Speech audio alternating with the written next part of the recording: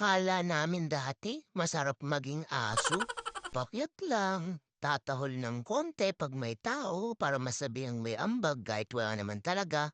Matutulog, kakain, tutubol, magkakalat ng ihi sa sahig. Pero di na siya masaya guys. Umay na kami sa dog food. Yung umay namin sumagad na hanggang next year.